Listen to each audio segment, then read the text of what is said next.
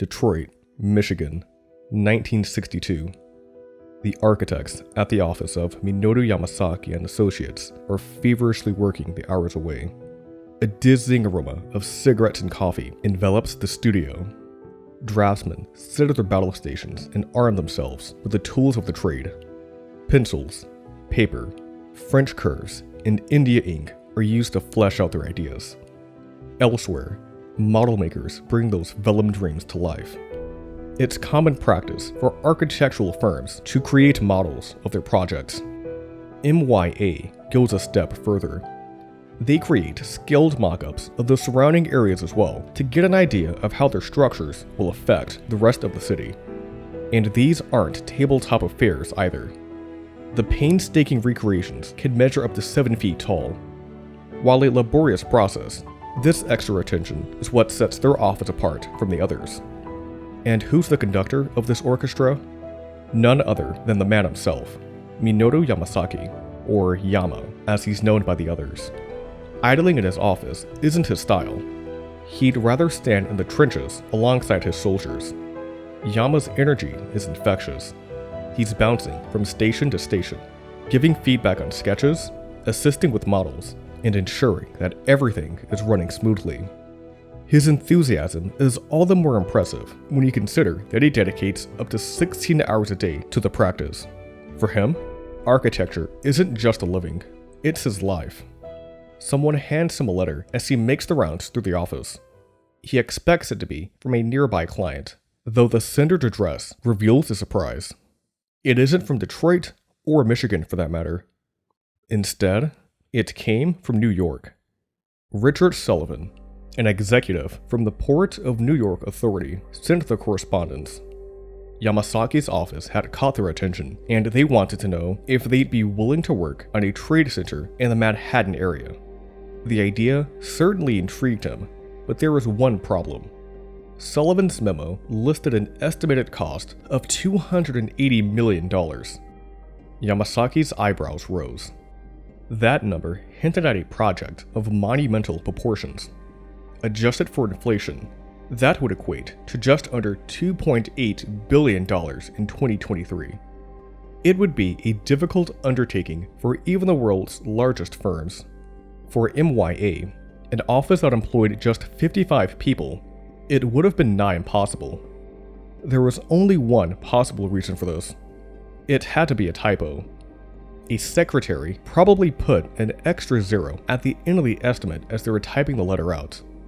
The Port Authority was one of the largest organizations of its kind in the world, and mistakes like this were bound to slip through the cracks. Minoru and the others had a laugh about it before he reminded them of how important it was to pay attention to the smaller details. This gaffe notwithstanding, he was still interested. A $28 million venture sounded more palatable in comparison, and performing well in this role might lead to other endeavors. Before any of that happened, he had to ensure that there weren't any more miscommunications. So Minoru dialed the PA up and got in touch with Sullivan, who informed him that there was no error on their part.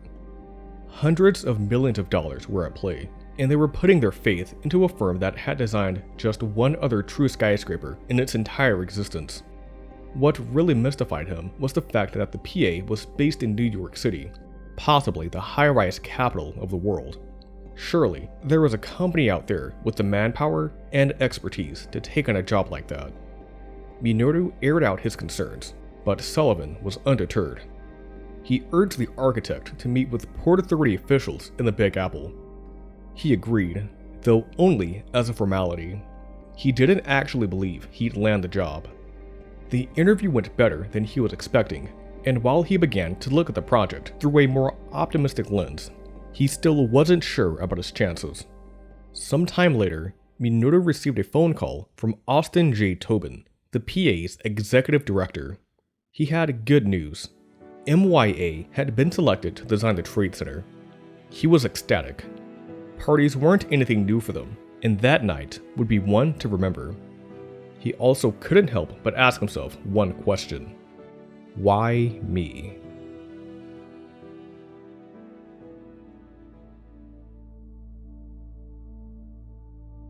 Minoru Yamasaki was a Nisei, a child born in America to Japanese immigrants. His father, Tsunejiro, was a native of Toyama, but came to Washington State in search of something more. He met Hana, a fellow Japanese immigrant, not long after. The two of them were introduced through a go-between, got married, and then had Minoru in 1912. The family settled in the Yesler Hill section of Seattle. Locals refer to this part of town as Profanity Hill because of its steep streets. Residents would utter obscenities while making the trek up to King County Courthouse. The Yamasakis lived in squalor, and while these conditions were brutal, they were able to claw themselves out of that position. Soon, they moved to the nearby suburb of Auburn. There were some aspects of their lives that they couldn't escape though. Asians endured extreme prejudice at this time, especially on the West Coast. Minoru recalled he and his family being barred from most swimming pools, avoided on public transit, and generally being treated as outsiders. These incidents weren't just brushed to the side. They deeply affected him, and he kept them with him for the rest of his life. He excelled in his academics. Science and math, the two areas that architects need to be proficient in, were his strongest subjects. Despite this, that profession wasn't something that he even considered. He'd taken an architectural drawing class during his education, but it didn't really resonate with him. It wasn't until his sophomore year of high school that he would find his calling. Hana didn't come to the US alone. She had a large family, and her brother Koken Ito studied architecture at UC Berkeley. A firm in Chicago promised him a job, and he paid his relatives in Washington a visit on the way. Minoru caught him as he unrolled some of the drawings that he made at college. At this moment, his life changed forever. In his own words, he, quote, almost exploded with excitement when he laid eyes on them. Right then and there, he decided that he would do whatever it took to become an architect. Upon graduating from high school in 1929, the Seattle branch of a large Japanese architectural firm offered him a job. He also began dating someone around this time.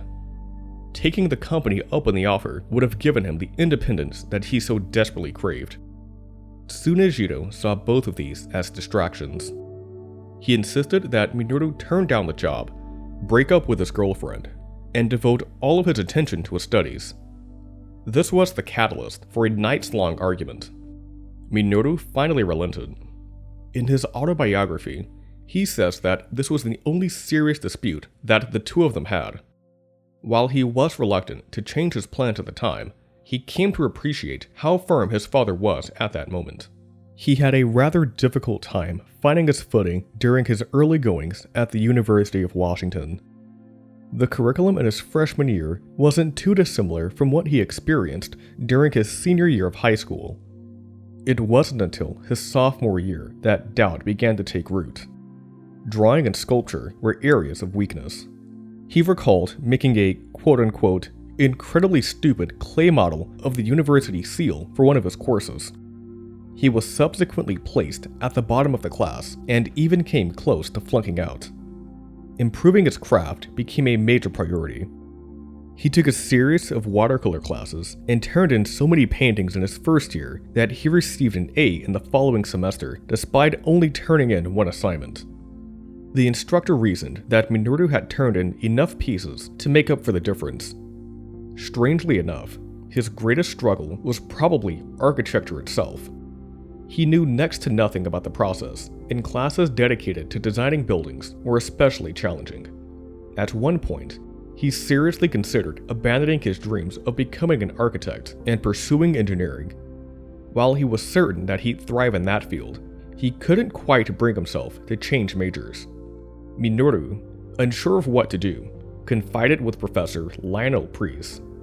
He urged his pupil to stay the course. Preece then predicted that he would become one of the greatest architects to ever graduate from the school. While this did impart some sorely needed confidence, he still expressed concerns about his current skill level. Upon hearing this, Preece dug into his files and unearthed some of the drawings that he made during his time at the University of Pennsylvania. Despite being a relative novice early on, he was still able to carve out a successful career as an architect and educator. This interaction gave new life to his ambitions. He would need more than confidence to see out his studies, though. The economy bottomed out shortly after his enrollment, and the country felt the full effects of the Great Depression before too long. His father saw drastic pay cuts at his day job, and Minoru wasn't able to find work to take on in Seattle during the summer months.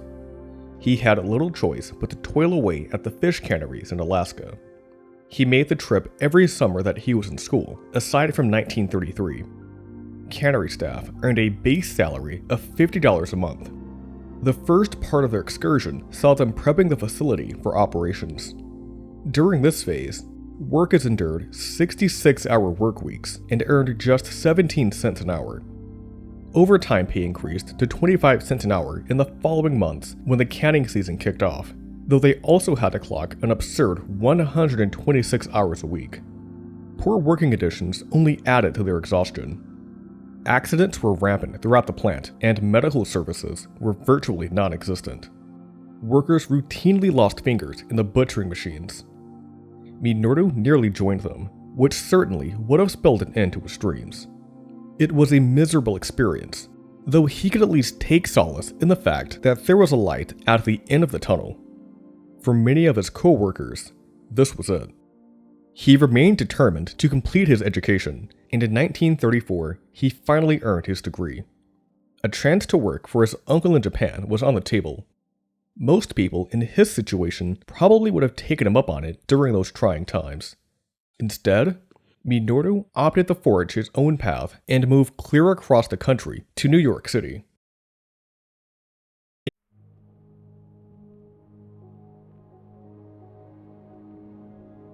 Minoru came to the Empire State with $40, letters of recommendation, and a dream.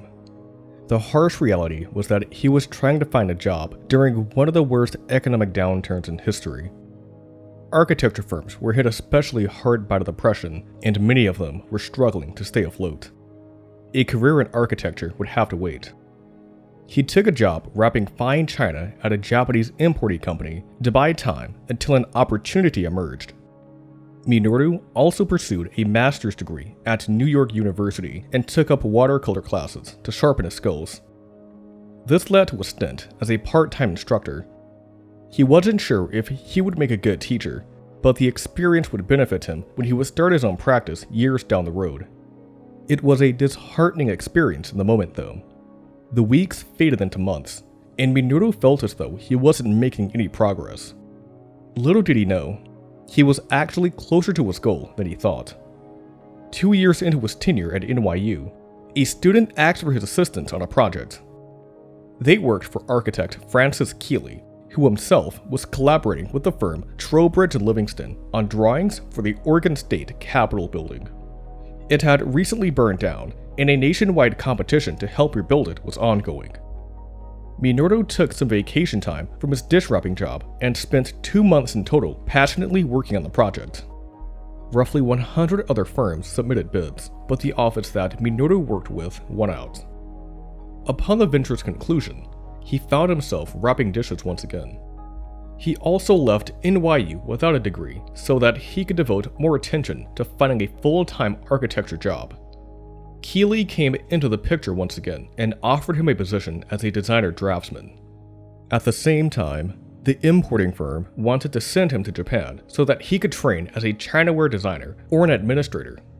He wrote to his father asking for advice on what to do, but before he could respond, Minoru had made his decision. He would finally begin his career at the office of Gillens & Keeley. As a draftsman, he contributed sketches to the New York World's Fair as well as the modern Brooklyn Public Library. Within a year of him coming aboard, the firm had run out of work. Fortunately, they did recommend him to Shreve, Lamb, and Harmon. The office was founded in 1924, and it was known primarily for its work on the Empire State Building. Due to the Depression, they'd fallen on hard times and had to stop taking on such ambitious projects. Minoru also met someone in September of 1941 by the name of Teruko. She hailed from Los Angeles and attended the Juilliard School of Music on a scholarship. Things progressed quickly, and they got married only a few months later. Turuko didn't even have time to shop for a proper wedding dress. It became official on December 5th. A mere 2 days after this joyous occasion, disaster struck. On December 7th, Japanese forces launched a surprise attack on the Pearl Harbor Naval Base in Hawaii. More than 2,400 Americans lost their lives in the raid. The following day, the United States declared war on Japan. This had adversely affected Minoru and his family. Before America entered the conflict, he planned on starting his own practice and even had a few projects lined up. All of them fell through because critical building materials were diverted to the war effort. The challenges weren't just on a professional level. On one occasion, he was accosted by a man on the subway who demanded to know his nationality. When he told him that it was none of his business, the man grabbed him by the collar and pressed him further. Minoru yelled, "Take your hands off me, I'm an American citizen." His assailant got spooked and shuffled off at the next stop. During another incident, he and his brother Ken were trying to rent an apartment in a complex that he and his firm were developing. The housing manager denied them accommodations, saying, quote, "Your children might get into fights with the other children." They continued to deny the men housing, even after they explained that they didn't even have kids. Minoru's father, who worked in the stock department of a shoe store for about 25 years, was fired the day after Pearl Harbor. As tragic as this was, the worst was yet to come. The enactment of Executive Order 9066 kicked off the forced relocation of those of Japanese descent from the West Coast to internment camps. Many of those affected lost their businesses, their homes, and their sense of identity. Minoru's parents were at serious risk of joining them. He couldn't bear to see this happen, so he moved both of them out of Seattle and into his one-bedroom Manhattan apartment. With himself, Turuko, and his brother Ken, it was already getting a bit crowded. Now, his parents slept in the bedroom with Ken, while Minoru and Turuko stayed in the living room. These were regrettable circumstances, though at the very least, they were able to wait for the war to end, together. Much of his attention during the conflict was devoted to the development of the Samson Naval Station. This was a training facility located in New York, just off the coast of Lake Seneca. Because of his tenure at the company, he was placed in charge of the project. The $50 million undertaking would test everything that he'd learned up to this point.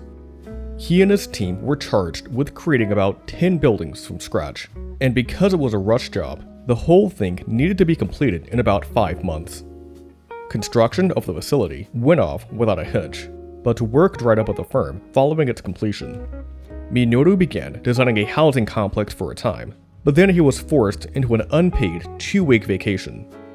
He sought employment elsewhere and was recommended to Wallace Harrison of Harrison, Foilhu, and Abramovitz to do a rendering of a large home. In any other circumstance, he would have spent an afternoon on the drawing. In this situation, with a potential job on the line, he poured an entire week into it. Harrison must have been impressed with it because it brought him into his office mid-December and offered him a position. This office was much more creatively liberating than the last. While he enjoyed his time here immensely, he only stayed for about a year. Designer George Nelson suggested that he work in an industrial design studio. Minoru, believing that there was something he could learn from the discipline, took a break from architecture and found a job working under Raymond Loewy. He came to regret the switch. He felt as if he was merely putting a skin over a product that had already been designed, rather than designing the product itself. Within a year of joining Raymond Loewy Associates, he stepped away and became the chief designer for Smith, Hinchman & Grills in November 1945. The firm was based in Detroit, so the Yamasakis left the city that they called home for the better part of a decade and moved to the Midwest. Upon arriving in the city, the family moved into a, quote, very poor place in a typical tract neighborhood. Before too long, they were eager to find a more pleasant place to live. This shouldn't have been very difficult, considering that Minoru made $10,000 a year. The affluent neighborhoods of Birmingham, Bloomfield Hills, and Grosse Pointe caught his eye. It would not become a reality, though. he was refused housing because of his Japanese heritage. They had little choice but to purchase a 125-year-old farmhouse in Troy. While it wasn't much to behold, they would come to call it home for 25 years. SH&G was commissioned to do several notable buildings in and around Detroit during Minoru's tenure. The most significant project that he had a hand in began development in the late 40s. The Federal Reserve Bank in Detroit had outgrown their building and came to the firm seeking an inexpensive way to expand. Minoru and his team presented them with three options. They could either create an annex in the same style, remodel the older building's exterior to match a contemporary annex, or have a mix of the two styles. Their client chose the third one because they believed it to be the most cost-effective option. Both structures share a unified space. The entrance of the previous headquarters was sealed, and its interior was gutted. In a way, the annex blended in by standing out. It had strong modernist elements, such as the Pilates, simple surfaces, and a glass-heavy facade. While the annex differs stylistically from its more traditional lot mate, it is somewhat muted in its overall execution. SH&G de-emphasized it even further by setting it back 30 feet from the old building. Construction wrapped up in 1951, though by that point, Minoru had departed from the company. He'd grown frustrated with some of the practices that larger firms employed, namely the sheer amount of employee turnover that they experienced. SH&G also had a staff that was about 600 strong. He didn't think that there was any conceivable way for them to give adequate attention to each of them. Designers at that office had very limited interaction with their clients. Only the principals were permitted to speak with them. What's more, if the client wanted a revision, then the original designer was often left out of the process. Minoru, eager for a change, departed after 4 years and established his own practice.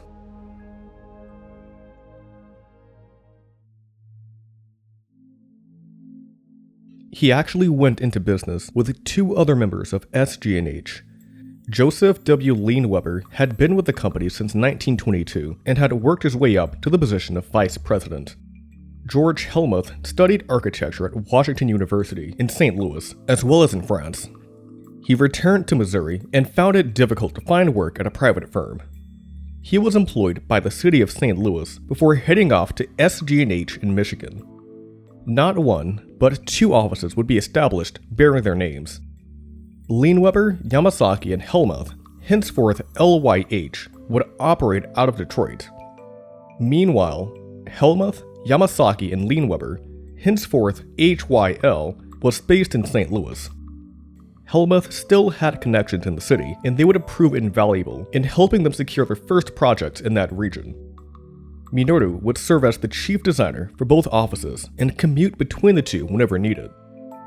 He expressed concerns about this arrangement early on. Maintaining that kind of load for an extended period of time would certainly have negative effects on his work as well as his health. For now, they'd have to work like hell to get their business off the ground. HYL worked in a series of public housing projects for the city of St. Louis. Their first effort, Cochran Gardens, was presented in the summer of 1949. It was seen as a success at the time, with the firm earning honors from various architectural parties for their efforts. In January 1950, they would begin developing another public housing venture. The St. Louis Housing Authority planned something about a mile west of Cochran Gardens. Originally intended to be a mix of middle-income private housing and lower-income public housing, it was later decided to make it entirely of the latter. It was to be divided into several parcels, two of which are of particular interest. One of them was dedicated to Captain Wendell O. Pruitt, a Black Missouri native and Tuskegee airman who perished in an April 1945 plane crash. The other was named after William L. Igoe, a white congressman. Tragically, the project was conceived when it was legal to racially segregate housing. Pruitt Igoe was originally only planned for African Americans, though in 1951, the St. Louis Housing Authority decided to house white residents in the Igoe homes. It wouldn't be until Brown versus Board of Education that they would be integrated, though, as we'll soon find out, it wouldn't actually be this way in practice. The development process was rife with issues. Minoru originally envisioned the complex to have a mix of low and high-rise structures. In the earliest plans, Pruitt consisted of 6-story buildings, while Igo was made up of 2- and 3-story buildings. There would also be a number of row houses on the acreage. When HYL pitched it to the Housing Authority, it pushed the firm to dramatically increase the resident densities. In a 1965 article, Minoru claimed the dwellings were designed with a density of 30 units per acre, only for their client to have them nearly double this to 55 units per acre. By the time construction began, the scope of the project had expanded significantly. Pruitt grew to 1,736 units, while Igo increased to 1,134. It was also altered because of restrictions enacted due to the Korean War. Costs became an even greater concern as their ambitions grew. Public housing projects were heavily regulated, and sticking to the $1,750 allotted for each unit only became more difficult as things progressed. Several approaches were taken in this regard. Skip floor elevators are exactly what they sound like, only stopping on certain floors instead of every floor. In Pruitt Igo, they stopped on the 1st, 4th, 7th, and 10th floors. Minoru also promoted them as a way to encourage communication among tenants because the system motivated them to use the stairwells. There was cause for concern the moment the first residents arrived in 1954.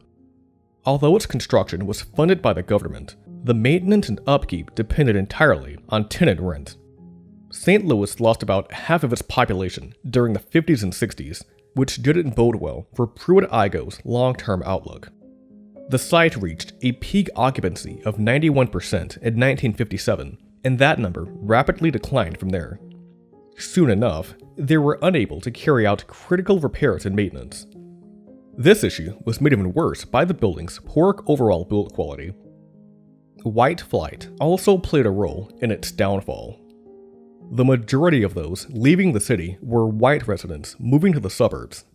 Many employers followed suit, leaving poor African Americans to deal with the aftermath. 88% of the head of households living in Igo were black at the time of its opening. This increased to more than 99% after 1960. They'd see Pruitt Igo crumble before their very eyes. A passage from Protein Mag continues. The elevator sometimes stopped, and no one would come to save tenants trapped between floors. Former resident Sylvester Brown described how he and his brother would pull open the doors and climb up the cables to the next floor. The garbage incinerators were too small and often broke down. Filth piled up around the chute and sometimes caught fire, which caused smoke to fill the elevator shafts. In the winter of 1968, when temperatures dipped below freezing, water lines burst in the Pruitt Igo buildings. The resulting flood froze, but as temperatures rose again, the ice thawed and a sewer backed up, sending raw sewage bubbling up from underground. At this point, catastrophes such as these were a normal part of living in Pruitt Igo. Avoidable disasters that were the result of neglect. On July 15, 1972, the city of St. Louis demolished 3 of the 33 towers. By 1976, Pruitt Igo was nothing more than a memory. Minoru himself acknowledged the project as a failure. It was not even mentioned in his autobiography. Pruitt Igo suffered from innumerable social and monetary issues during its life. Upon its immediate completion, though, the firm was praised for attempting to address the issue of public housing. It proved invaluable for the emerging firm, and clients in both cities would take notice. In 1951, HYL was commissioned to design an airport terminal in St. Louis. This is significant because it would have been one of the first structures of its kind coming out of the war. Minoru remembered being awestruck by Grand Central Station back when he lived in New York, and he wanted this terminal to inspire the same feeling. No one on the team had any experience in this field, so they visited similar structures in Pittsburgh, Washington, D.C., and Philadelphia. For Minoru, these left a bit to be desired. Air travel didn't receive the sense of occasion that he believed it deserved. Lambert St. Louis Airport, as it was to be called, would serve as a gateway for the traveler. The building originally had 3 barrel vault shells. This design was chosen for structural purposes, though the aesthetic also happened to suit the brief. Minoru likened them to parachutes and stated that their curved shape seemed, quote, somehow appropriate to the physical principles of flight. Air travel was the fastest growing form of transportation at the time, and future expansions to this terminal would be all but inevitable. It had to be designed with this in mind so that any future additions wouldn't look out of place. As further vaults were added, the structure would continue to appear complete. Their theory rang true when a fourth vault was added in 1965. The Lambert St. Louis Airport made waves throughout the architecture world upon its completion. The publication Architectural Forum even went as far as to call it the, quote, Grand Central of the Air. The Department of Defense had a request the same year Lambert was conceived. They wanted a massive records building that would house documents from all branches of the armed forces, some of them dating back to the 19th century. HYL spent an entire year doing preliminary research before presenting its clients with not one, but 9 different proposals. Measuring 6 stories tall, 728 feet long, and 282 feet wide, the records building was one of the largest in the country when it was built. In terms of square footage, it was in the top 20 in the world. It was also the largest building that Minoru had worked on for the better part of 2 decades. The Military Personnel Record Center was certainly a sight to behold, though there was one crucial flaw. The Defense Department decided against using a water sprinkler system, reasoning that water would do more damage to the documents than fire. HYL urged them to reconsider to no avail. Construction wrapped up in 1955, and the following year, the National Archives and Record Administration mandated that all future buildings be equipped with water sprinkler systems. Older structures weren't required to be modified. By 1973, the facility employed 2,000 people and housed over 52 million items. The General Services Administration was actually in the early stages of awarding a contract to retrofit the building with a sprinkler system, though disaster would strike before they could be installed. On the night of July 12th, a fire broke out on the top floor of the building. The blaze raged uncontrolled for 22 hours. 42 fire districts fought it at its peak. By the time the flame was extinguished 4 days later, between 16 and 18 million files, or about 73 to 80% of the personnel files stored on the 6th floor, were destroyed. Many other records were water damaged, and nearly 90,000 cubic feet of damaged records had to be shipped to the McDonnell Douglas Aircraft Corporation for vacuum drying. Many of their high-profile projects were located in St. Louis, though LYH wasn't short on work either. The schools, churches, homes, and offices that came through kept them busy and gave Yamasaki the chance to further hone his style. The Sloan Clinic, for instance, was a dentist's office that melded traditional and modernist techniques and materials. Grosse Pointe University School commissioned the firm in 1954 to create several additions to the institution, including a gym, auditorium, and a library of fine arts. The Lewis C. Baker House, located in Greenwich, Connecticut, is a near 5,000 square foot house that also features a skylight that spans nearly its entire width. This wouldn't be the last time an element like this would show up in his work. The most publicized private residence that Minoru designed during this time was the S. Brooks and Florence Barron House. Subdivision requirements mandated a 2-story height, but the clients wanted their home to have a character of a 1-story house. This was satisfied by making the long wing, which housed the bedrooms as well as a study, a 2-story structure. The areas where the owners would spend most of their time were on the ground level. Some Japanese influences came through with its rock garden and various interior finishes. It seemed as if he would be designing homes for years to come, but he would actually stop doing them after 1955, with one exception.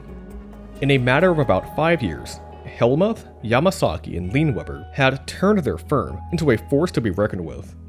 This success came at a cost. Minoru's health took a turn for the worse due to the immense stress, and it all boiled over in December 1953. He was hospitalized for severe stomach ulcers. Surgeons had to remove 2/3 of his stomach. There was a chance that he wouldn't pull through. During his stay, he overheard his mother telling his 3 children that he wouldn't pull through. Fortunately, after 2 months of care, Minoru was released from the hospital. Although he was back in the office by the spring of the following year, it was clear that a change was necessary. The partners agreed to split the two offices. Yamasaki and Leinweber would stay in Detroit and rename the branch Yamasaki, Leinweber & Associates. Hellmuth would establish a new practice along with George Kasabum and Gyo Obata by the name of HOK. It grew to become one of the country's leading firms. Minoru took YLNA in a very different direction. He took issue with certain aspects of larger firms. The lack of contact with the clients, creative limitations, and overwhelming churn became major frustrations. YLNA would be a smaller, more personable office. To this end, he would only have about 50 employees in total. This would also usher in a radical change in his design philosophies.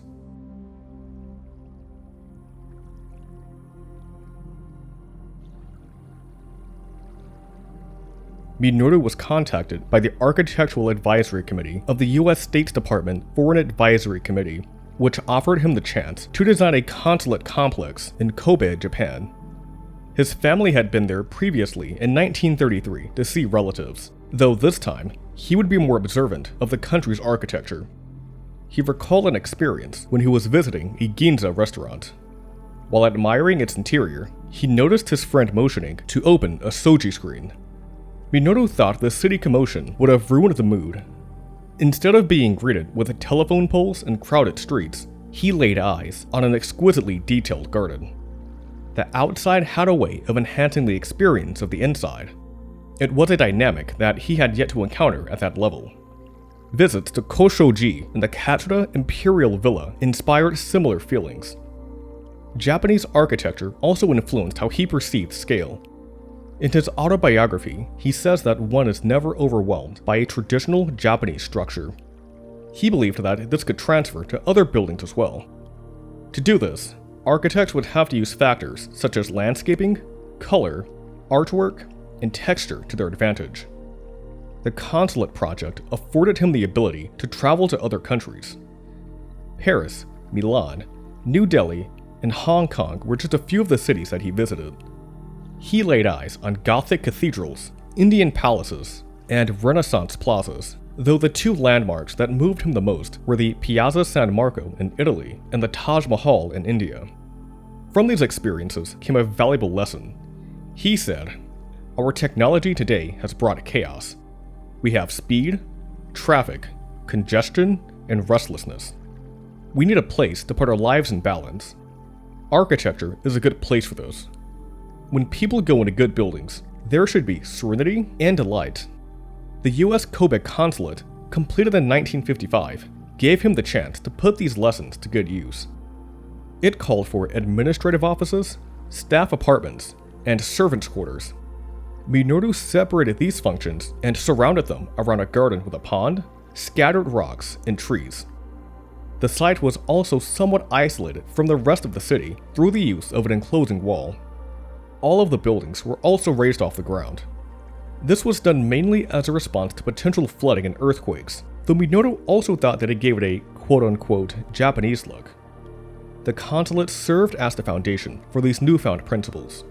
In his next project, he would develop these ideas even further. In 1955, YLNA was commissioned to design a building for Wayne State University in Michigan.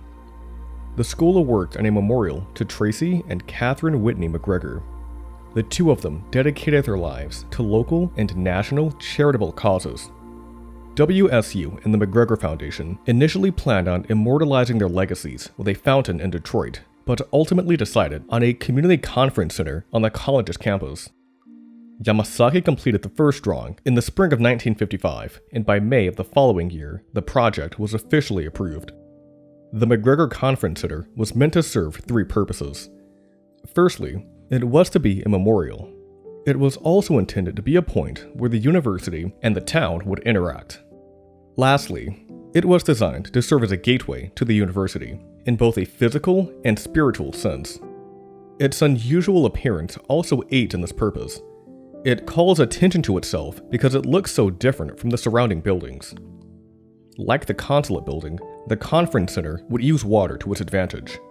It came in the form of a reflecting pool that flanks the southeast corner of the structure. Rocks, plants, and water lilies gave the feature more life.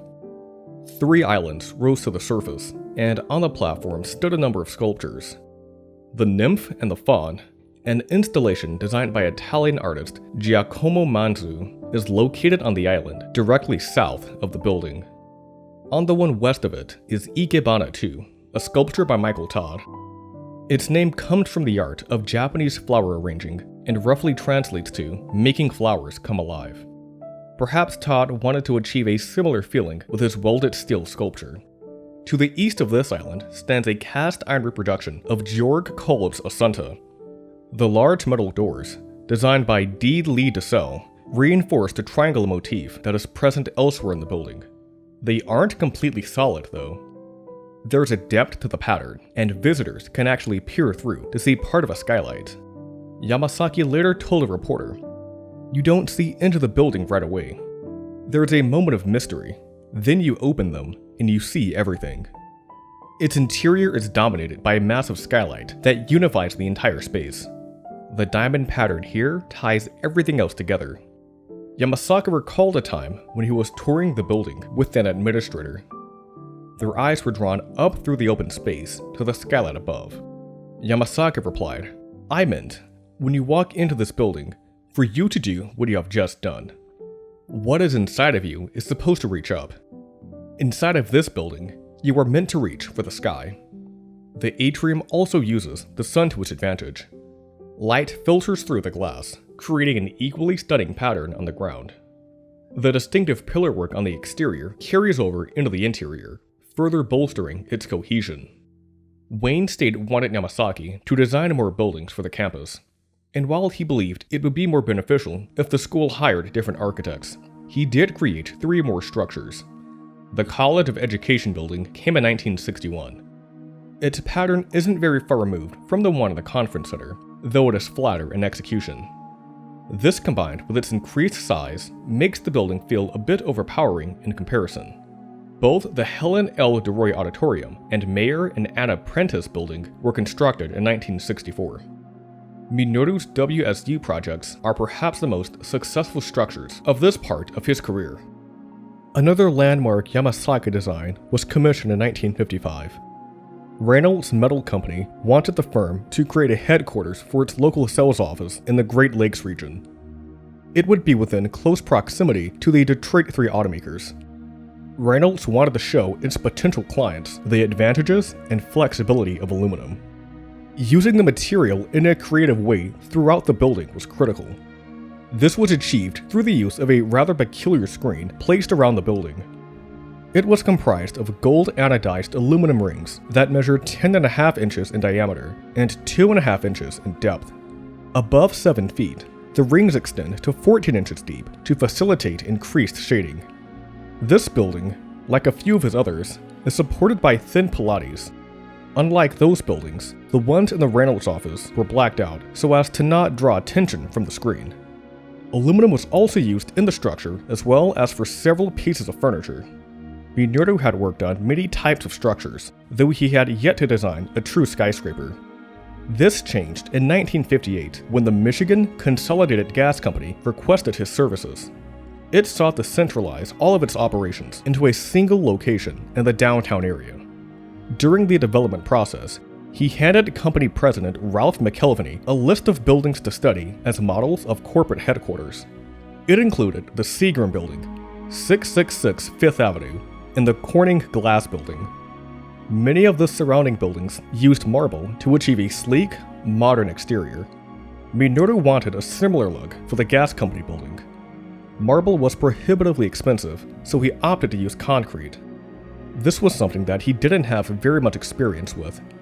He'd only begun using it a few years ago, and never for a building taller than 4 stories. To satisfy the budgetary and aesthetic needs, it was pretty much required.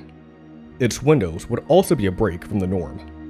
Instead of using typical rectilinear panes, the gas company building used hexagonal ones. There were cost advantages to this approach, as they only required 2 rubber gaskets to be installed instead of 4. Additionally, Minoru wasn't very fond of mirror glass. It was gaining prominence in the architecture world during this time, but he felt that it hid the structure of the building and masked the human activity within. There was another, more personal reason for their use. Minoru Yamasaki, famed architect and eventual designer of the World Trade Center, suffered from acrophobia, or a fear of heights. He felt that the narrow windows gave the building's occupants a view of the outside, while still providing some modicum of security. McElvany was a very pleasant individual to work with by Minoru's account. That being said, there was one thing that he dreaded about the project. The company wanted to place its slogan, "Gas is best," somewhere on the structure. The topic came up in every meeting, and Minoru always brushed it aside. This came to a head when YLA was preparing to present a large-scale model to company reps. He recounted the story in his autobiography. When the basic design was completed, we prepared a rather impressive, large-scale model of the building, complete with internal lighting. We also prepared a little white box with cutout letters, batteries, and lamps that I carried in my shirt pocket, a concealed wire leading to a switch in my trousers pocket. In the course of the presentation, we turned out the room lights and illuminated the model. Predictably, the same old question about the sign came up. I flicked the switch, and "Gas is best" blazed across my chest. When the laughter subsided, I explained that I would rather put the sign on myself rather than on the building. So we have no sign on the building, and Ralph McElvany has a souvenir miniature sign box, batteries, wires, and all. YLA was hitting its stride during the mid to late 1950s. Their projects earned them renown the world over. Unfortunately, they would have to enter the new decade without one of the partners. Joseph Leinweber left the office in February 1959. This also prompted a name change. YLA was now MYA, or Minoru Yamasaki and Associates. Yamasaki would have another chance to try his hand at an airport terminal in 1959. The Parsons Company of Pasadena was retained by the U.S. Army Corps of Engineers to construct a facility at Durand in eastern Saudi Arabia. Parsons then signed MYA as a subcontractor. The origins of this project stretch back to at least World War II. The U.S. had an interest in building an airbase there and signed an agreement with Saudi Arabia to construct one there in 1944. There were various issues getting the proposal off the ground. By the time it was operational, the war had ended. Control of the facility went to the Saudis as per the deal, but the U.S. signed a lease to continue operations there. Commercial air traffic in the country ramped up in the following years. At the same time, relations between the US and the Soviet Union were becoming increasingly tense. The two countries brokered another deal. Dale Allen Jyer, author of Minoru Yamasaki, Humanist Architecture for a Modernist World, says, "In exchange for continued use of the airfield, the United States agreed to fund improvements to the commercial facilities at the Durand Airport and to assist and train Saudi military forces. The terminal, like other MYA works, would be made of precast concrete. Its location, as well as weather conditions, would present them with a number of issues. They were in talks with a Dutch precast concrete facility, and while they were impressed with their work, the negotiations eventually fell apart. Their plan involved making the castings and shipping them to the site via boat. If something happened to the ship, then the entire project would be in jeopardy. They were also considering the general contractor, which would make the castings on site. In addition to removing a variable in the equation, this method also undercut the Holland bid by $400,000. Saudi Arabia's extreme heat would have complicated the process. To get around this, the contractor precast the concrete during the cooler evening hours. Curing took place in the morning with controlled wetting. Minoru said that the method yielded great results, with the concrete requiring no finish other than paint. He believed it was imperative that the airport terminal reflect its culture, saying, "There was a deliberate attempt to set a Moorish character or Arabian character in the building, because we felt that an Arabian building should look Arabic. 99% of the buildings in Arabia are patterned after European modern buildings, and very bad patterns, so the Arabian-looking building that we're constructing will be all by itself in Arabia." This is most obviously seen in the distinguishing archways. Most of them are applied to the wall surface, though some are completely open. The repeated geometric pattern echoes what is typically found in Arabic art. The manner in which they flare out complement this and also provides some sorely needed shade. Greenery works in conjunction with this to create an oasis of sorts. These are accented by Mashrabeya-inspired facades on the exterior. The Dhahran Air Terminal earned Minoru's firm another AIA honor award. King Saud, then the country's reigning monarch, also considered it the only modern building in the country that truly looked like a Saudi building. They even went as far as to place drawings of it onto some of their currency between 1968 and 1984. The Saudi Arabian Monetary Agency building, another one of Minoru's projects, had been used on the 1 Riyal banknote from 2007 to 2016. A few years after its conception, he would work on something that he had little experience with. Real estate mogul William Zeckendorf and the Aluminum Company of America bought nearly 180 acres of land from 20th Century Fox in Los Angeles after the film studio fell into financial hardship. The two parties planned a high-end development that would contain a number of shops, restaurants, and apartments. Tying everything together would be the Century Plaza Hotel. Edward Carlson, then the president of Western International, asked the firm to design the hotel. One trip to the build site revealed that they couldn't approach this project like a standard office building. While those wind down as the evening hours approach, a hotel only becomes more energized. This building was also intended to be Century City's crown jewel. To this end, YMA recommended that it be located near the middle of town. Carlson surmised the project's scope with the following statement: "We're not striving to build the biggest hotel in the nation. We just asked Mr. Yamasaki to create the most beautiful hotel in the world." The hotel opened in 1966 and certainly lived up to its billing as the centerpiece of Century City. The $32 million structure was 17 stories tall, 400 feet long, and featured 800 guest rooms. It also housed the Los Angeles Ballroom, which according to a July 1966 New York Times article was the largest ballroom west of New York City. Just as impressive was its exterior design. It had a graceful curve that was around 2 guest rooms deep. In addition to giving the building an unmistakable character, Minoru said that it minimized the effect of long hallways so that only a bit of them are visible at any one time.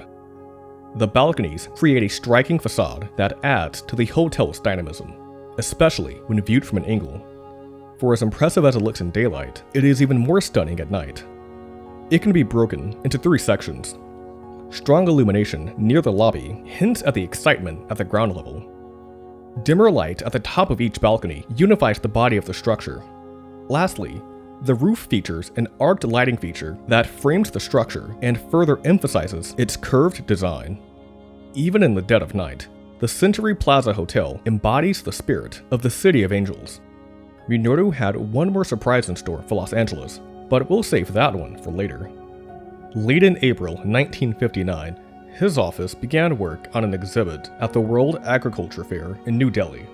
They overcame numerous work-related issues as well as a tight turnaround time and finished it by December of that year.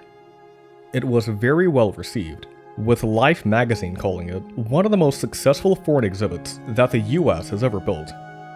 This led to another fair exhibition for MYA. Seattle was selected as the host for the 1962 World's Fair.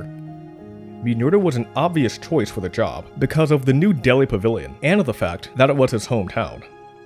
In addition to his experience in India, he also visited expos in Chicago, New York, and Brussels.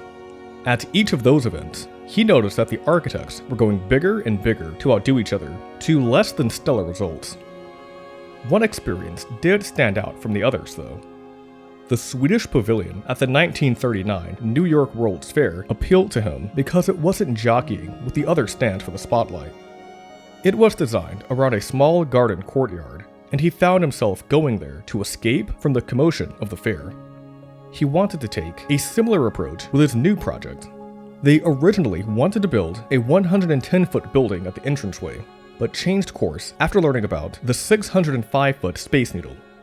Fearing that their building would have been overshadowed, the team went in a different direction. Now, it would be designed around a few structures. They tried as many as 7, but eventually landed on 5.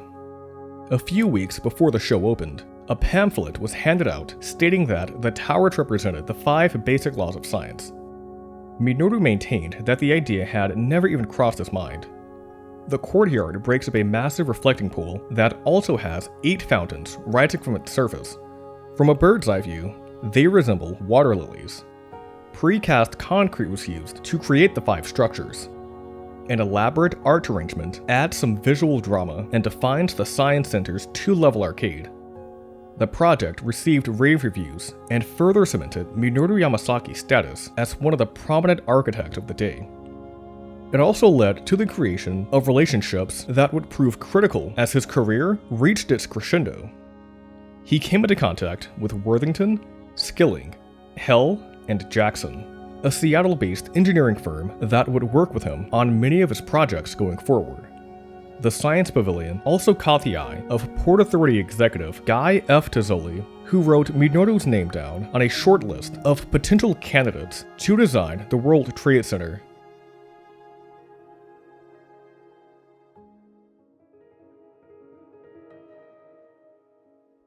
The IBM office building, commissioned in 1962, was actually developed alongside the World Trade Center. The building site was part of a 10-acre strip in Seattle that was owned by the University of Washington and called the Metropolitan Tract. This land was leased to University Properties, or UNICO, which was responsible for developing the area. This building is of particular note because of its framed tube construction. Dale Allen Geyer says that it's, quote, where closely spaced perimeter support carried most of the gravity load and worked with rigid spandrels and floor diaphragms to brace the building against wind without resorting to internal supports. Fazler Khan developed this construction method and first used it on the DeWitt Chestnut apartment building in Chicago in 1960. Worthington, Skilling, Hell, and Jackson was developing a framed tube system for an IBM building in Pittsburgh when it was brought in for the Seattle project. In addition to the structural benefits, the framed tube construction also fell in line with his design philosophies. In some respects, it bears some similarity to the gas company building. That project also has an emphasis on verticality, with thick vertical supports and smaller openings for the windows. This sensation can be lost when viewing it from a distance.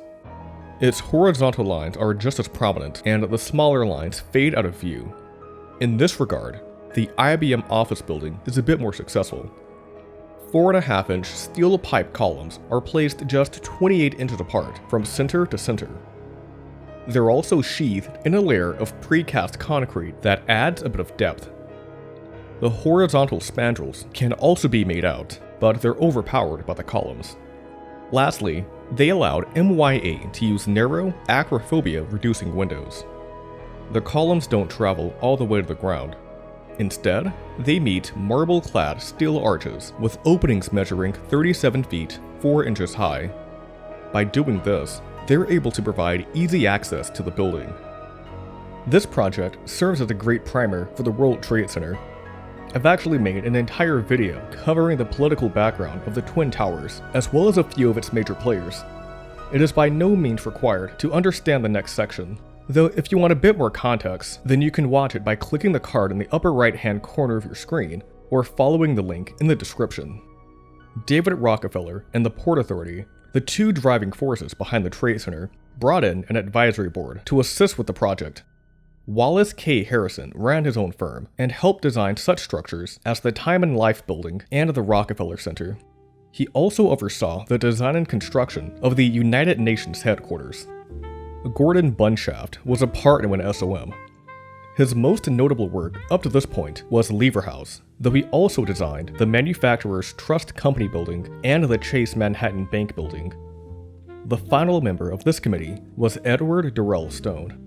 His portfolio included the Museum of Modern Art in New York City, the U.S. Embassy in New Delhi, and the Richard M. Mandel House.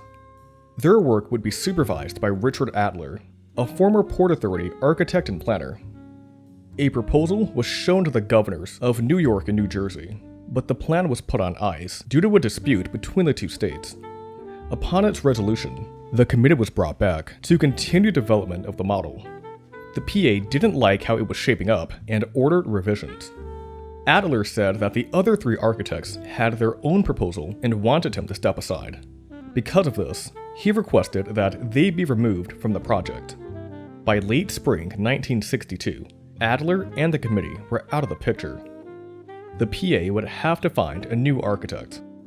They compiled a list of firms that might be suitable for the job and sent out letters of interest. The likes of I.M. Pei and Pietro Bellucci received invitations but declined to participate. 7 parties were given serious consideration in the end.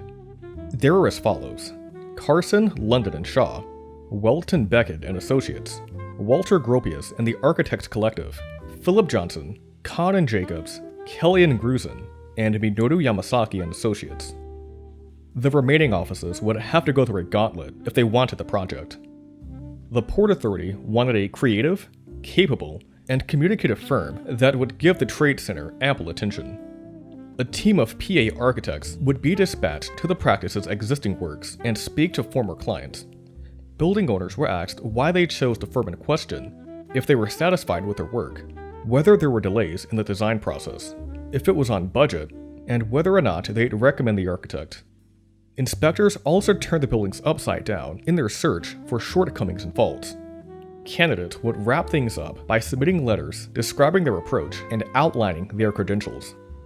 Carson, London, and Shaw demonstrated that they could be involved with a project like the Trade Center with works such as 399 Park Avenue, 666 Fifth Avenue, and the Esso Building. Still, the Port Authority had doubt about their creativity and imagination. They summed up their feelings about the firm by saying, "They can probably produce a very fine office building, but would have some trouble in designing an outstanding one." Johnson fell out of the running for a few reasons. They investigated the Seagram building as part of their vetting process. Phyllis Lambert, the director of planning for Seagrams, implied that Johnson was merely an associate to Mies van der Rohe, who was the building's primary architect and planner. Because of this, they didn't consider it one of his prime works. Further along the process, they learned that he planned to take it in a different direction than what the PA had in mind. TAC impressed them with their work, but the Port Authority wished that it had larger structures in its portfolio. There were also concerns about Gropius's age and whether or not they'd give the project the proper attention. Kahn and Jacobs was an experienced firm, and their clients were happy with what they had done, but, quote, "Their work displays a complete lack of imagination and creativity." Similar criticisms were leveled at Welton Beckett Associates. Kelly and Grusin had creative chops, but the detailing and quality of their buildings weren't quite up to par. This left Minoru Yamasaki and Associates. The PA believed that they were the strongest candidate. In its internal report, it said that he would bring a new and desirable architecture to New York. Although he didn't have very much experience with buildings of the size they had in mind for the Trade Center, the PA did find his emphasis on warmth and human scale promising. Building owners had nothing but good things to say about their experience with him. MYA stuck to the budget, had an eye for detail, and displayed a certain inventiveness with the materials on hand. These were all traits that the Port Authority sought in its architect. A decision was made by August of that year. Minoru Yamasaki Associates was selected to work on the Trade Center. Port Authority also hired Emery Roth & Sons to take on the bulk of the production work. Minoru urged the PA to bring WSHJ aboard, but they were hesitant to do so because some key figures were rather young. Only after a thorough background check did the Port Authority agree to enlist the firm. Lastly, Joseph R. Loring Associates served as electrical engineers. MYA had a surprising amount of creative freedom considering the high stakes. Rather than adhering to a rigid plan, the Port Authority gave them the overall specifications and left them to their devices. The structure needed to accommodate 10 million square feet of office space. Richard Sullivan gave his own version of the requirements to Minoru by saying, "Look, these are the studies. We expect there to be a large population. We expect there to be consumer services. It's got to be a great space in the city of New York.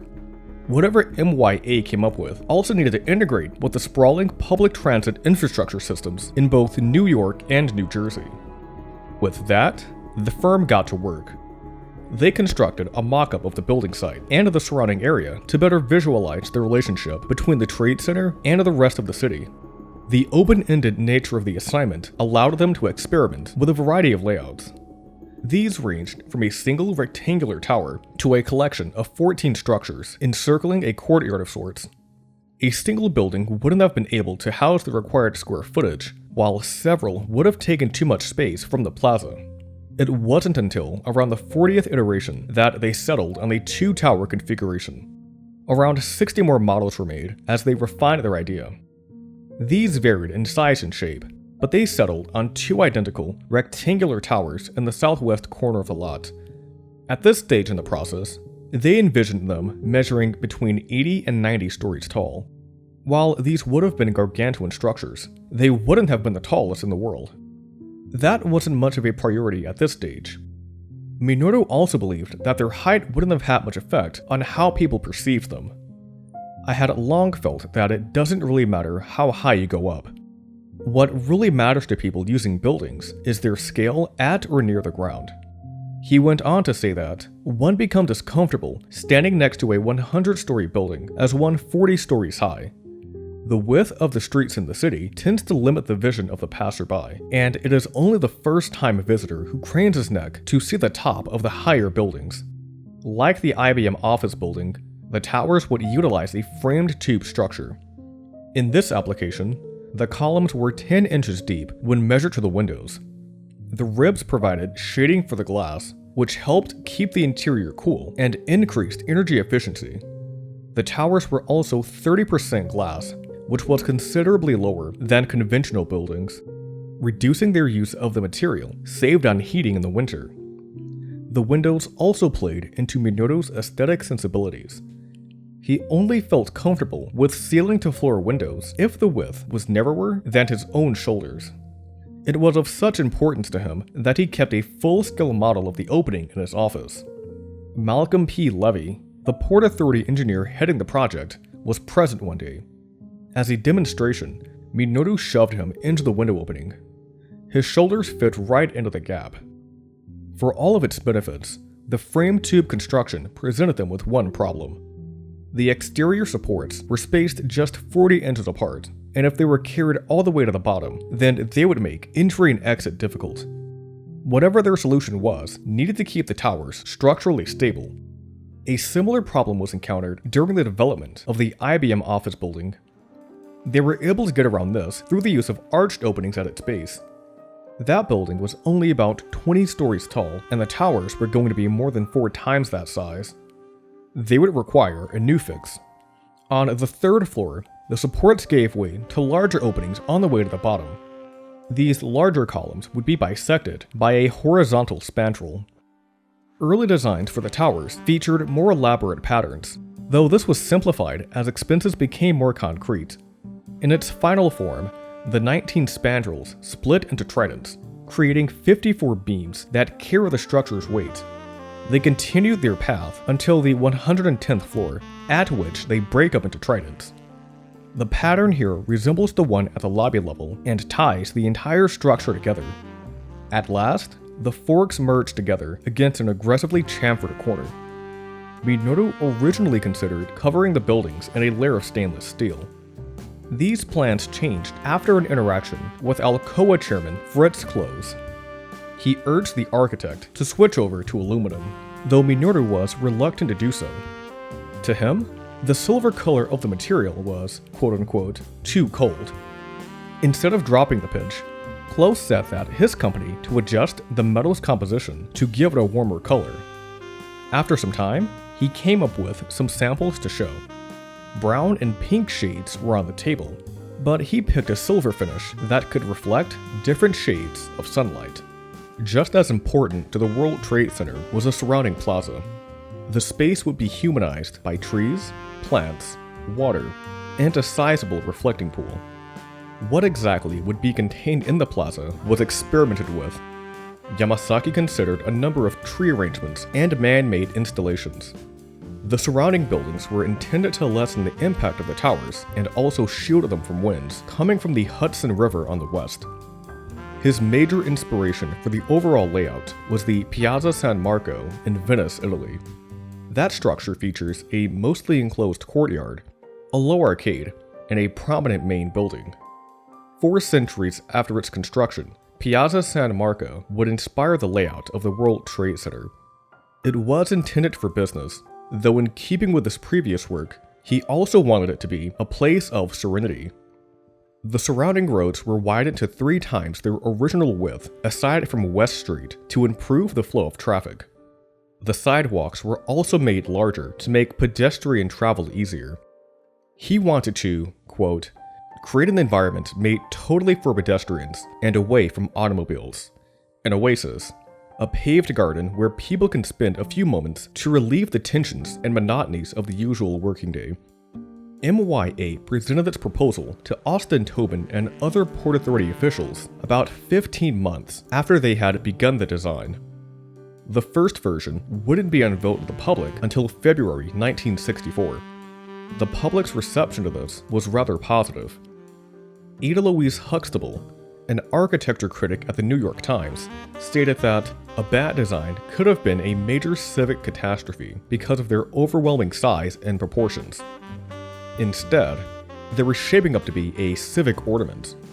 She wrapped up the piece by saying that the World Trade Center could be a successor to the Rockefeller Center in terms of its technological advances and overall impact.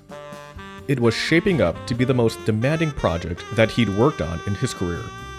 For as hectic as his professional life had become, his personal life was arguably just as unstable. He and Taruko divorced in 1961.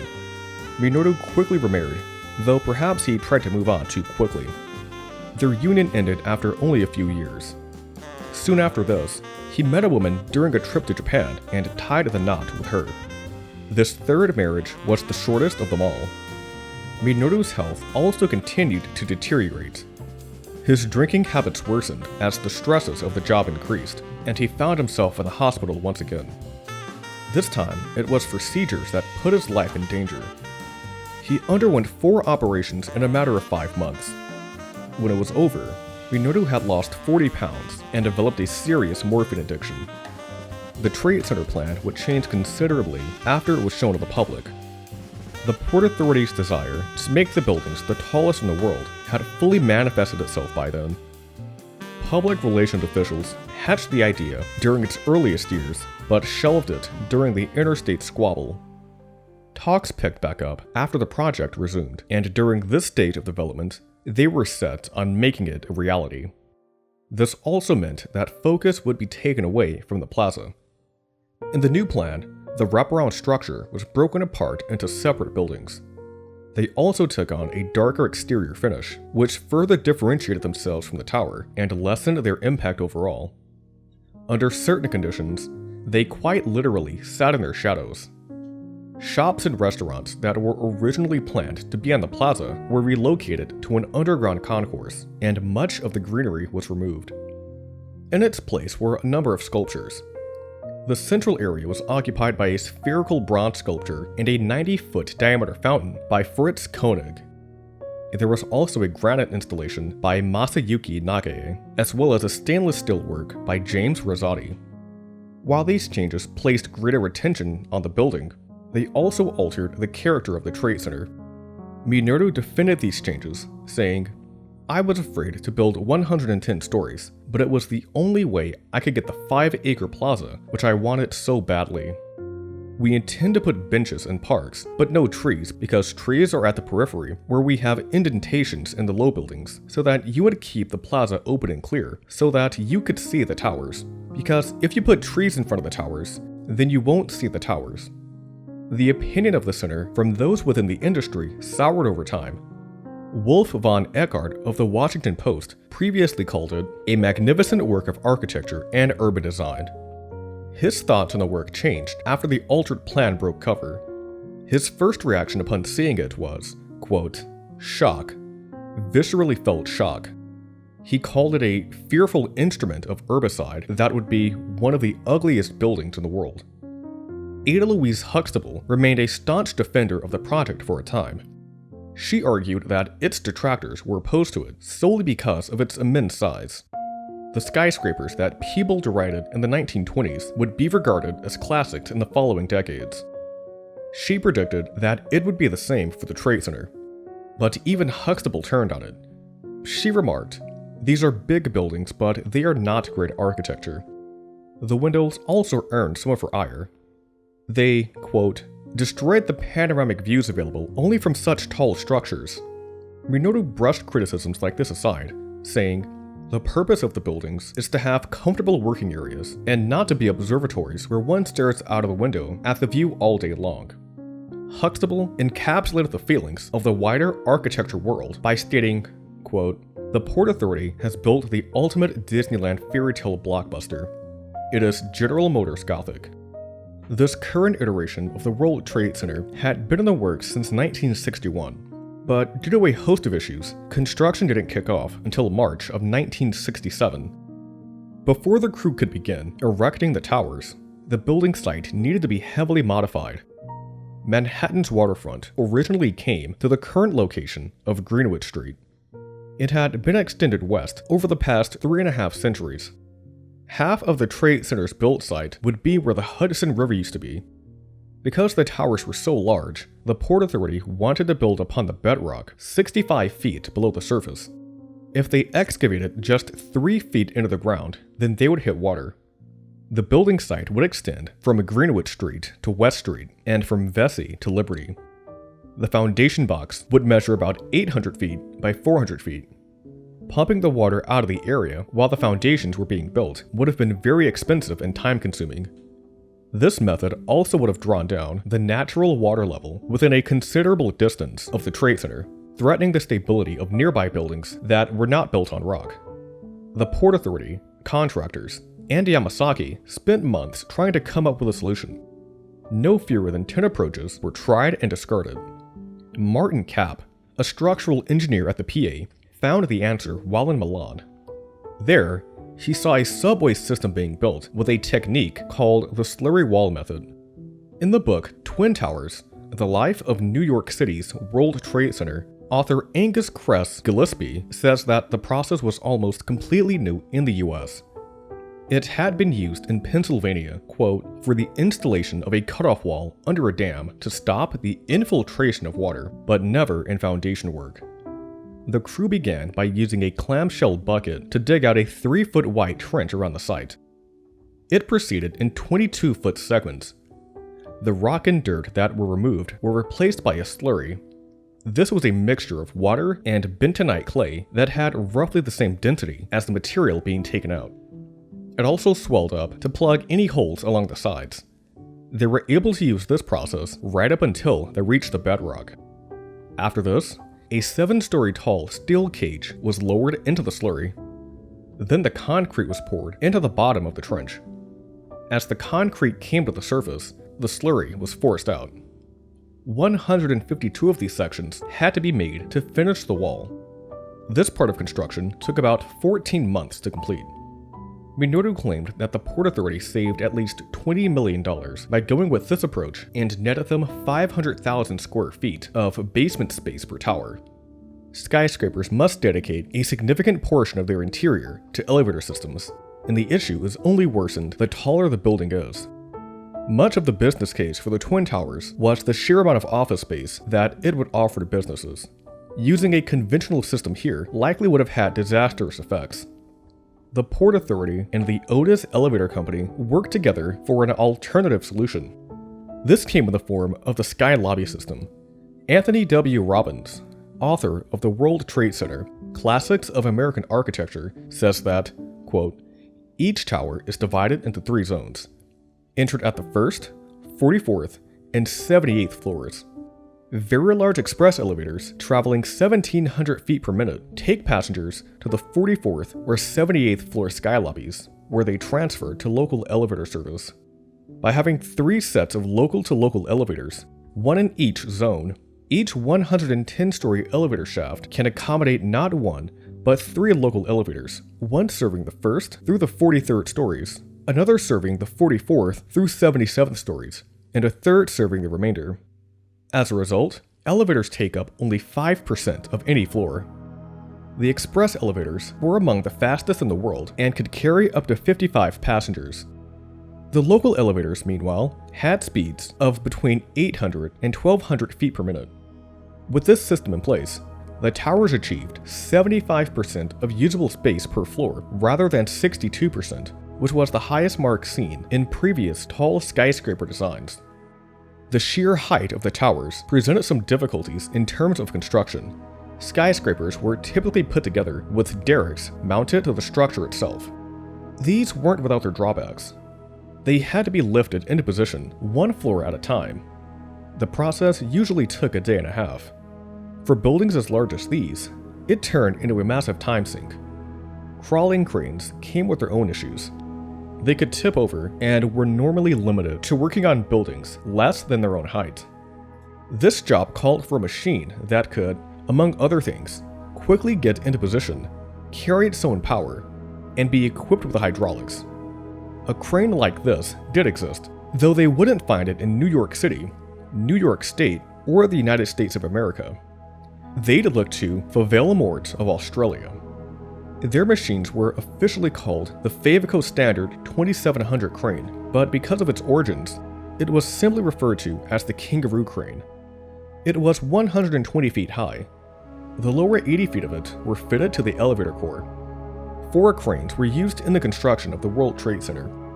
When the steel for 3 floors was in place, they could lift themselves up in a process that took just 2 hours. After political turmoil, engineering roadblocks, and countless delays, the World Trade Center finally began to take shape. Firms moved into the completed floors while the towers were still being constructed. The first of them set up shop in December of 1970. The South Tower measured 1,362 feet, while the North Tower stood at 1,368 feet. Austin Tobin insisted that the latter structure be modified since it would serve as the PA's headquarters. The ceilings of the executive offices and the PA cafeteria rose by 3 feet. This also meant that they'd officially built the largest buildings in the world, wresting the record away from the Empire State Building. Its crosstown rival held the record for about 40 years. The Trade Center would have it for less than 5. Chicago's own Sears Tower was completed in 1974 and measured 1,454 feet tall. Minoru thought it would only be a matter of time before another building would be the tallest on the planet. The topping out ceremony for the North Tower took place in December of 1970, while festivities for the South Tower occurred in July of 1971. Finally, on April 4, 1973, the Port Authority held a dedication ceremony. It continued to receive modifications in the following years, but for the most part, the creation of the architectural icon was finally complete. Despite its cult reception by the greater architectural collective at the time, the World Trade Center would become an integral part of New York City's skyline and went on to become one of the most recognizable structures in the world. As the Twin Towers rose, Minoru's career would enter its waning years.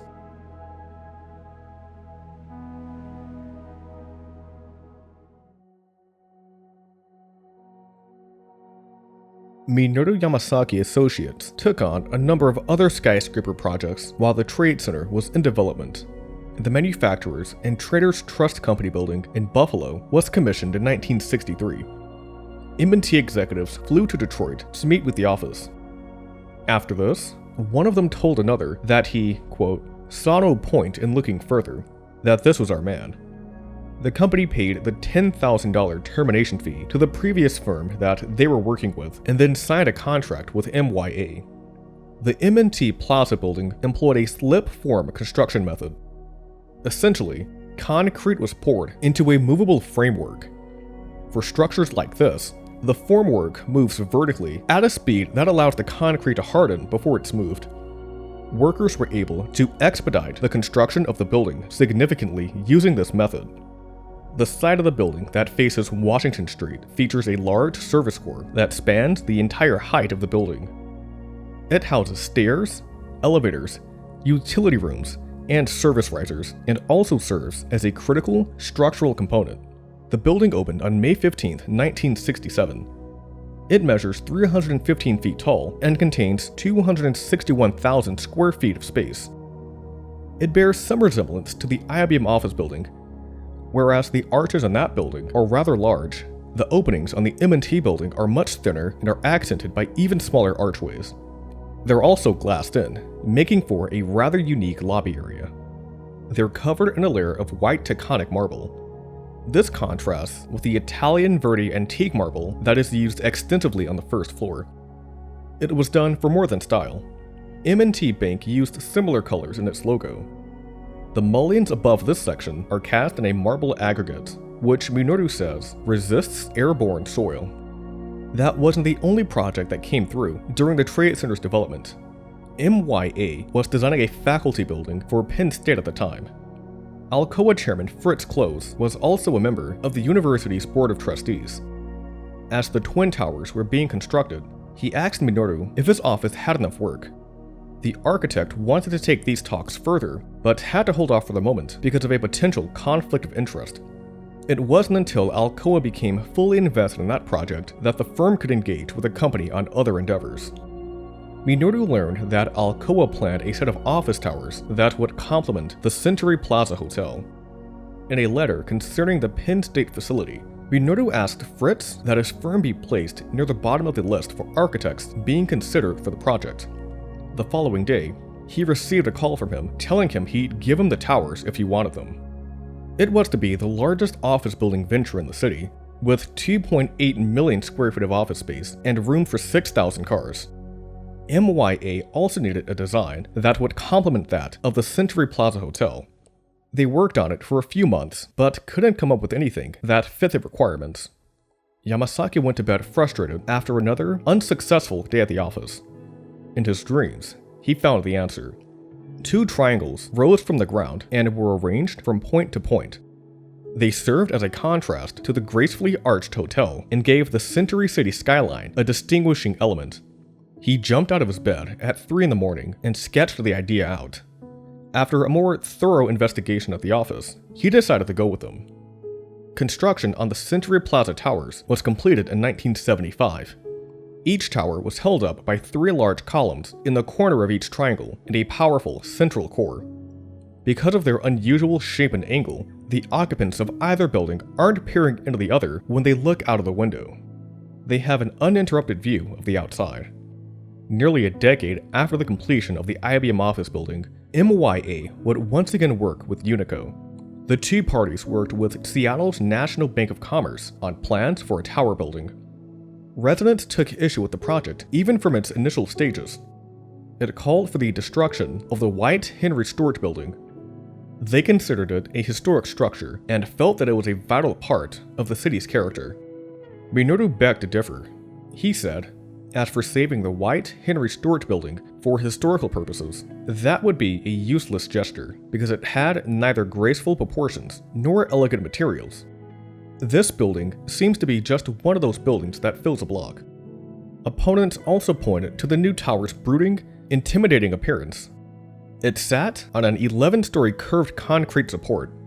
It's just 58 feet wide at its base.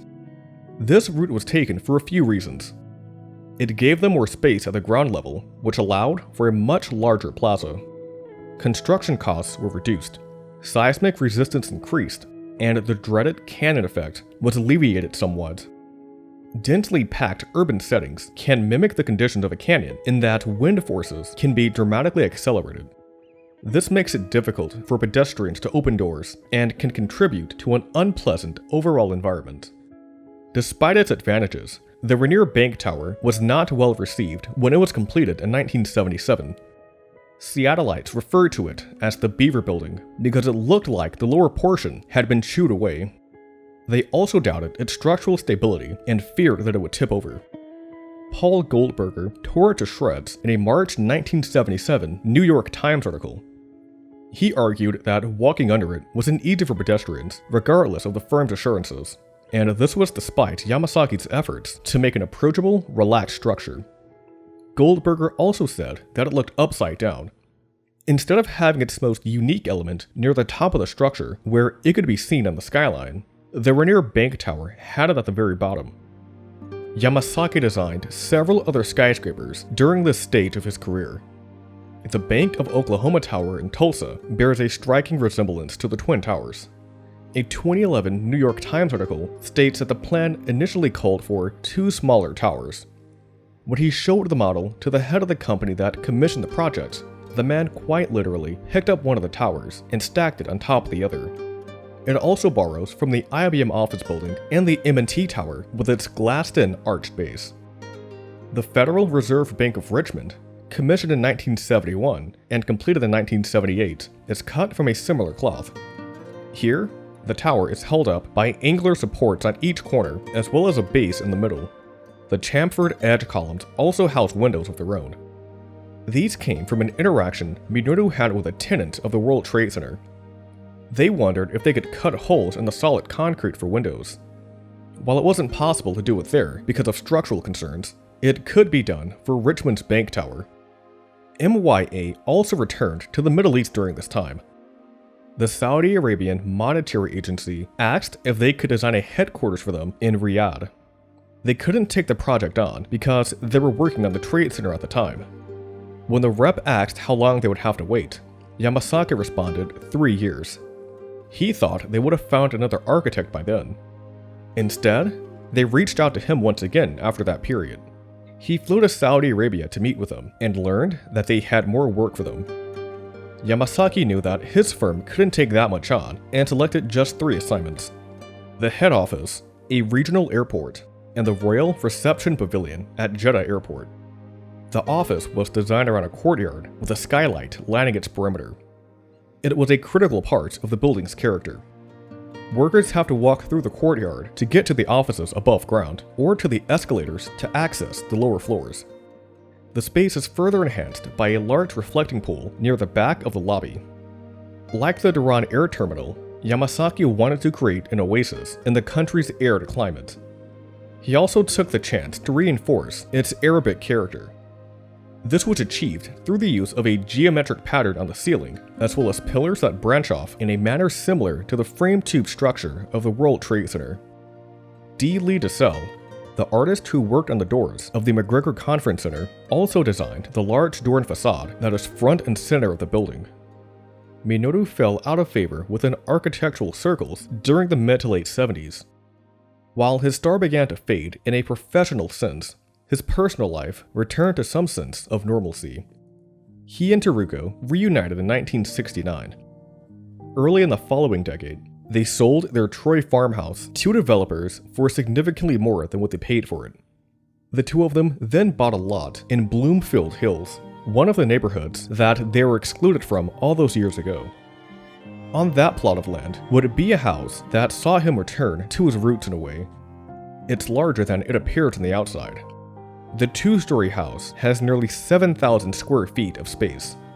In a way, it isn't too dissimilar to the Barron house in how it retains the character and the intimacy of a 1-story home. It opens to the living room with the dining area sectioned off by a metal partition. Beyond this lies the kitchen as well as a breakfast space. To the south are 2 bedrooms, 2 bathrooms, and a foyer. Finally, Teruko's music room and a 2-car garage are down the hallway to the west. A staircase leads to a multi-purpose room in the basement area.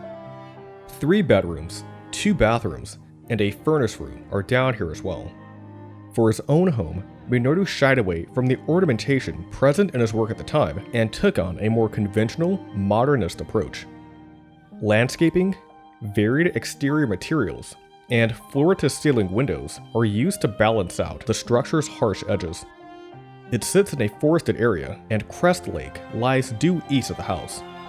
The extensive use of glass turned the surrounding nature into a design element. The Yamasakis remained here as Minoru's career came to an end. His health had worsened beyond repair, and early in 1986, he checked into Detroit's Henry Ford Hospital. He passed away from stomach cancer a week later. Although Minoru Yamasaki isn't with us anymore, his work and his legacy will live on in immortality.